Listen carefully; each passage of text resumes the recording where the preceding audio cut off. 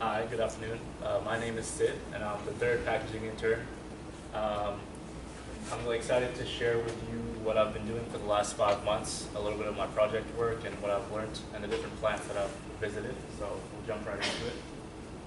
I'm a senior studying mechanical engineering at the Georgia Institute of Technology in downtown Atlanta.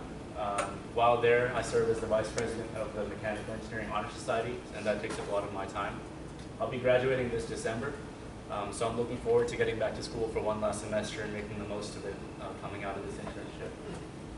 While at school, I'm also on the varsity rowing team. I've been rowing since 9th grade of high school, and it's something that I spend a lot of time on during my week. It's about 20 hours of practice. I've missed that a lot at this internship because I can't commit to the time and work full time. So I'm looking forward to maybe getting back to that as well. I've played piano since I was a child, and I like reading. And on vacations, I like just seeing different parts of the world and different cultures and food. So over the last 5 months, I've been doing packaging engineering under Jim Penn. The internship I chose to break it up into 3 different parts to present to you today, under training, technical work, and project work. Each of them kind of bleed into each other. So starting with training, upon arrival, there was a lot of information that needed to be understood by me so that I could take up my role. A lot of that was through the My Learning online application, where you get different courses and you go through and it teaches you about the organizational structure and such. So that was very helpful. After that, I began to understand the function of product supply organization and what we do in terms of the company and what our functions are. And then after that, I started learning about safety, lockout, and tagout, which have been really important throughout my internship because I've had to go to the plants various times. And as everyone knows, safety is such a priority here that you don't want to be an intern that makes a mistake that could cost you a finger, especially the interns. They keep a close eye on you. So that was great that I had the proper training and the resources, and everyone was very open at the plants about asking them questions. So if you weren't sure, just ask. Following from that, I got introduced to some technical work. I did some technical calculations, which I'll talk a bit more about. I did some data processing for different plant volumes. And I also got into technical documentation on different projects. And I was involved in 2 main projects that I'll talk about here in a bit, one in Wheeling, Illinois, and another in Burnside, Kentucky. I'm really thankful for getting exposed to the different industries within Clorox because we span such a broad range of industries like food and charcoal, specialty products, that having exposure to those was really very valuable. So starting with my technical work, one of the first projects that I did upon arrival was a very physics engineering kind of raw science problem. It was determining the out-of-nozzle flow rate to be expected of a refurbished rotating gravity filling machine for use in LATAM. So we repurposed the machine from California, if I remember correctly, and we were going to install it in LATAM. And we wanted to make sure that with a highly viscous chlorogel, that it would produce the out-of-nozzle flow rate to fill the required volume of bottles.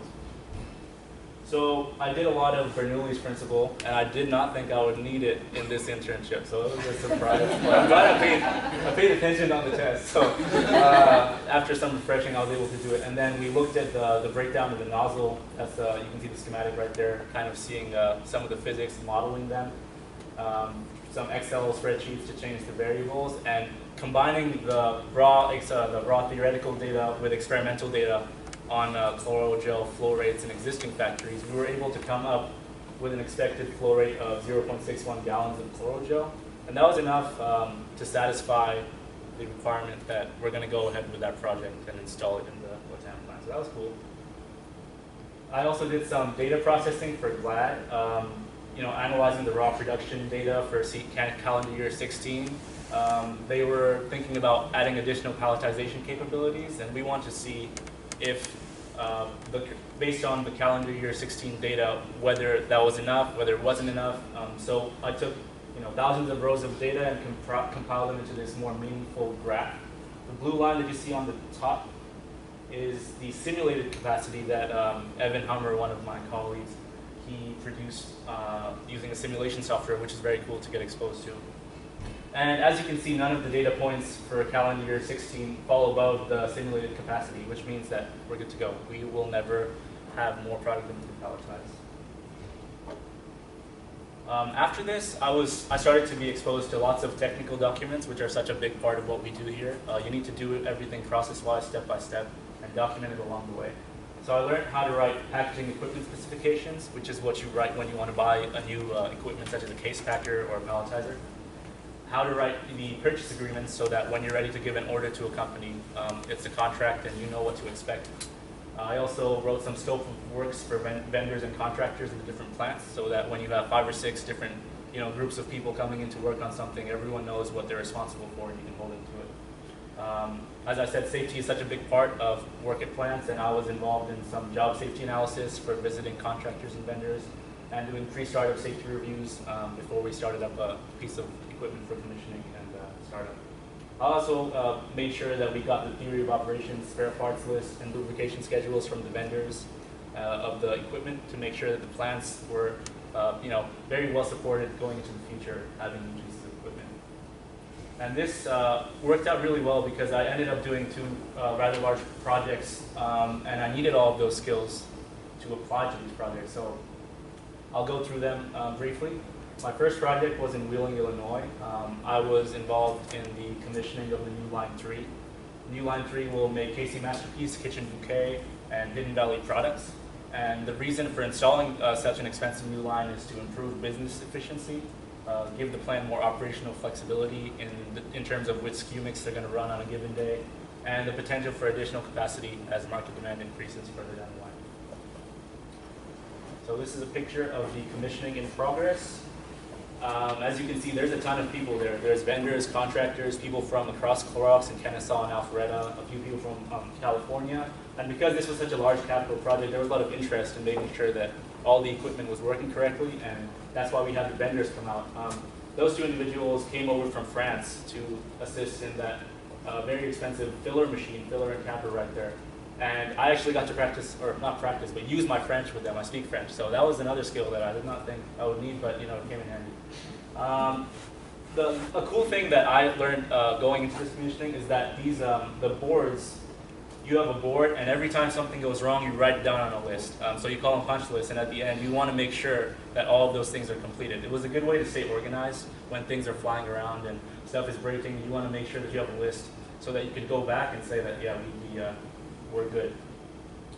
And again, it was such a great exposure to the different unit ops. The bottles here come in, they're rinsed with high pressure air, they're filled, and then they're capped in the same hemo machine. After that, they're labeled and they're laser coated. After that, the CI Vision machine ensures that the labels are placed correctly. The cases are erected, they're boxed up. And so just seeing this whole process from end to end, you read about it in the technical documents, but seeing those machines and troubleshooting them at 4 a.m. in the morning is fun. I was also really impressed with the volumes of raw material that we go through. I had a chance to speak with some process engineers at the plant, and just the amount of product that we go through every day. It makes you change how you see your little Hidden Valley bottle of ranch, because that came from a massive vat of thousands and thousands of gallons. I also helped organize the color-coded change parts. So this line will be making different bottle sizes, different product mixes. And so to stay organized when you want to change from one product to another, they have color-coded change parts loaded up on carts. There's actually way more than you can see in that picture. And so I unloaded those from the truck and made sure that we had all of them that were required, and we were ready to go setting up the plant for the future. This involved a 10-day trip to the plant where I worked on the commissioning process the first time they were starting it up for production. I was responsible, along with Rachel Crane, for the 6 p.m. to 6 a.m. Commissioning run, which was fun. I've never worked an off-hour shift, so it was different. I had to change my sleep schedule. I didn't have too much of a problem with that, honestly, because rowing requires weird sleep schedules as well. But that was interesting, and Rachel Crane was really helpful. She had a lot more experience in these commissionings than I did, so she was really helpful and taught me a lot. And I really liked the whole environment of solving problems as they come. No one's there to hold your hand and lead you through it. You need to solve this problem or that line's not going to keep running. So I enjoyed that environment a lot. And then I also prepared the meeting minutes for shift changeovers between the night and morning shifts during those again, the takeaways from this project were the exposure, a very valuable experience. I enjoyed interacting with all the people there, very nice people at the plant. I was surprised by how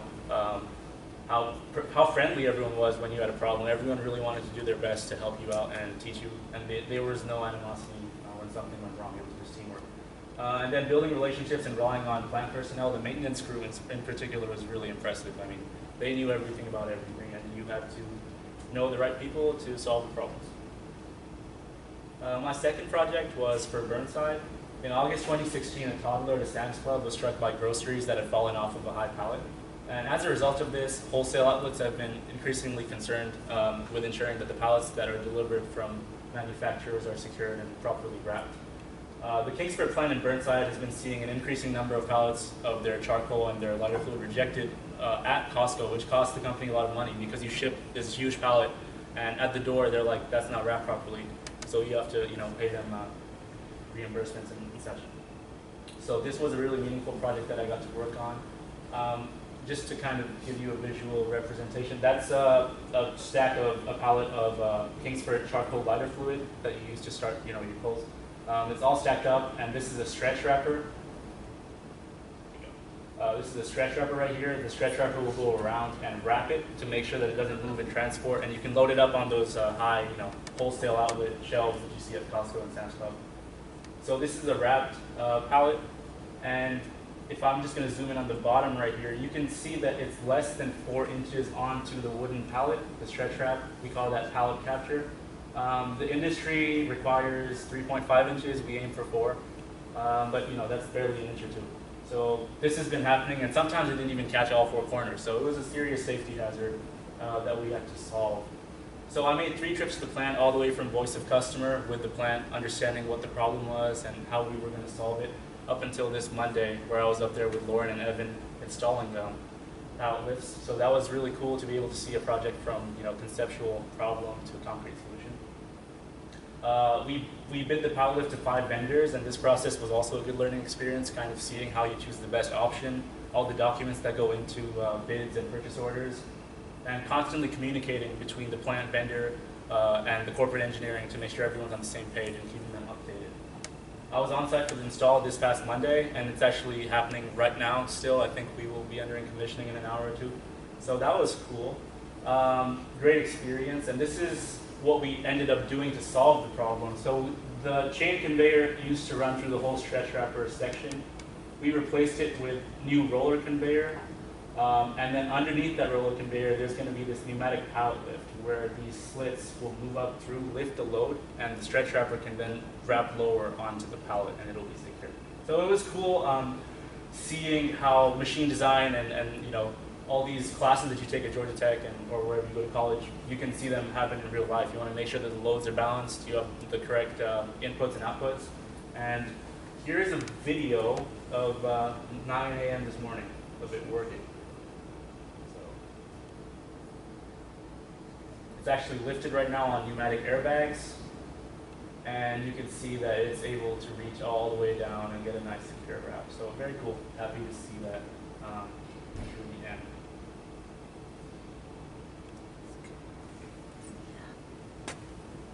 Takeaway from this project would be how to take a project from a conceptual problem all the way to a solution and document the whole process properly. Sourcing the information you need from the people to make the best decisions possible. And adhering to aggressive timelines. Because they were getting pallets rejected on a monthly or weekly basis, we got an email every 2 or 3 weeks saying, "Hi, how's that going?" So we had to still complete all the documents and the bidding process, but be quick about it. I also worked on a few additional projects. 32-ounce KCl zip case trial for Walmart at the same Burnside plant. I translated a few PowerPoints to Spanish for use in Latam. And then, along with the other packaging interns, I helped prepare the quarterly newsletters. There's one coming out in a week, so.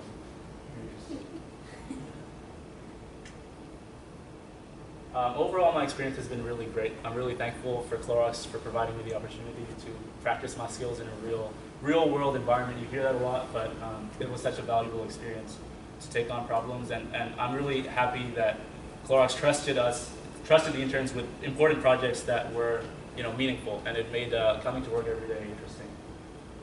The 2017 interns were great. I really enjoyed getting to know them. We are the best intern class ever.